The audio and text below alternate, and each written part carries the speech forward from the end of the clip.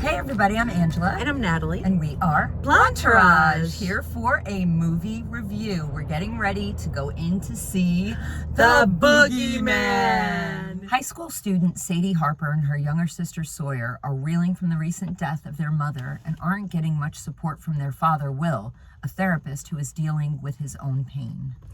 When a desperate patient unexpectedly shows up at their home seeking help, he leaves behind a terrifying supernatural entity that preys on families and feeds on the suffering of its victims. I just saw that this is PG-13. Yes. So I kind of go in with a little bit of an attitude.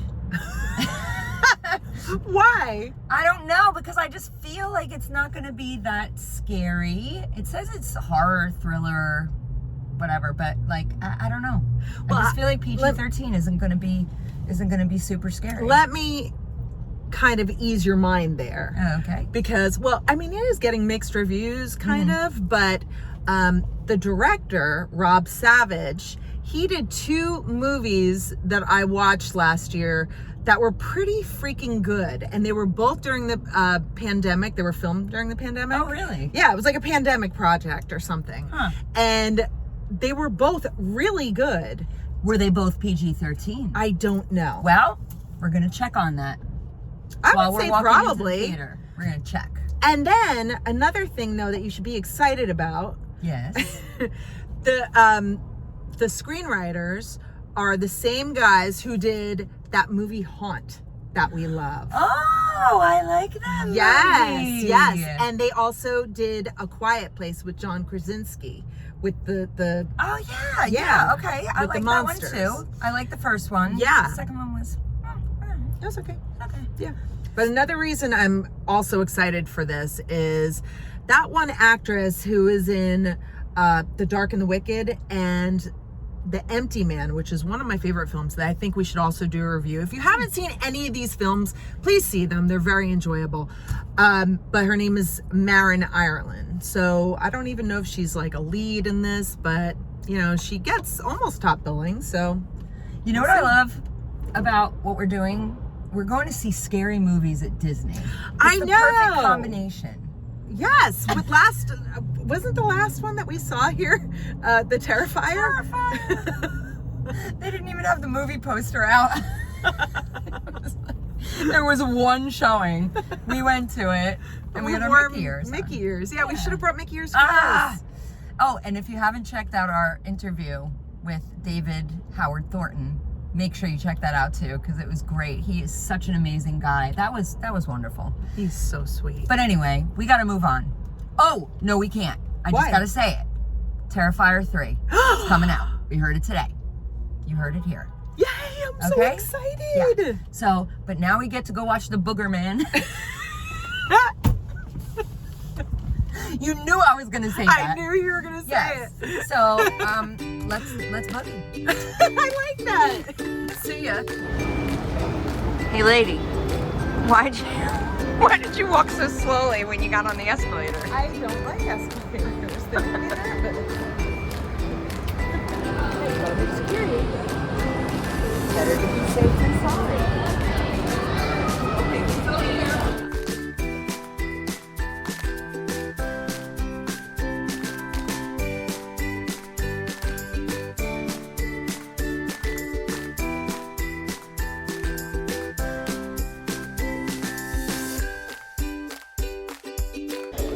Three. I think we have a long walk. No, it said it was, oh, it's down here. Okay, well, we just got finished watching The Boogeyman, and please share with me your thoughts. Okay, I'll start with the good. Okay? I think this movie had a lot of potential. I agree. I thought the acting was solid down the line. I thought the chemistry between the characters were great. Agreed. There was just something missing. And I don't, you know what? I think it just made a wrong turn. That's what I think it was. There were a lot of things that were missing. It was like disjointed. It didn't flow. Yeah. And I would lean over to you and say, are they going to acknowledge what just happened there? Or Yeah, have we moved yeah. on from that?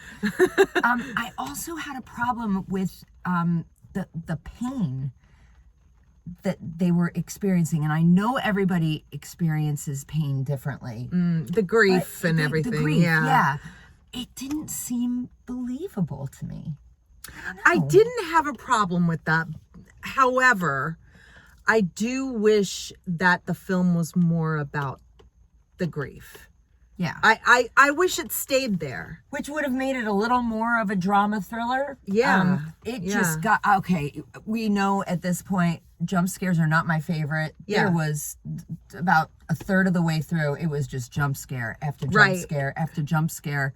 And you knew when it was coming, Yeah, you know, totally like you knew. knew it was going to be coming up any minute. except for that one. Oh, there was one jump scare. We actually laughed for like 10 minutes straight, and Stop. there was this man in front of us, and Jeremy.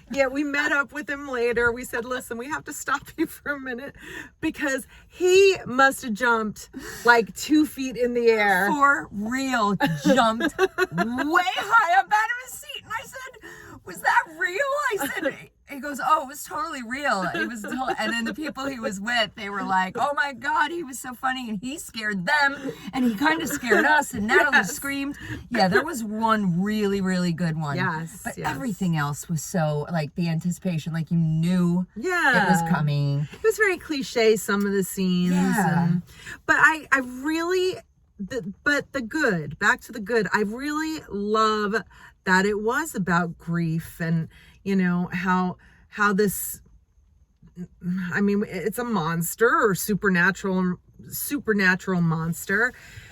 I like that it preyed on, you know, the pain and suffering. I thought that was interesting.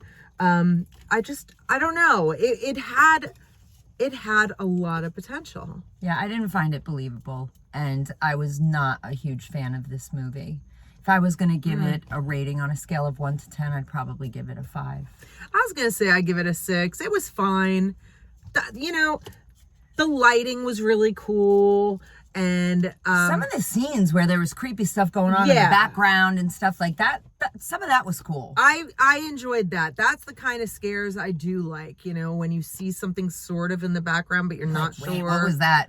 And Yeah. it was actually fun seeing it in a packed house. Yeah. Because everybody, you know, when a jump scare would happen, you'd hear everybody like cracking up. Yeah. Kind of like with that relief, and then it would happen again, and people were just cracking up.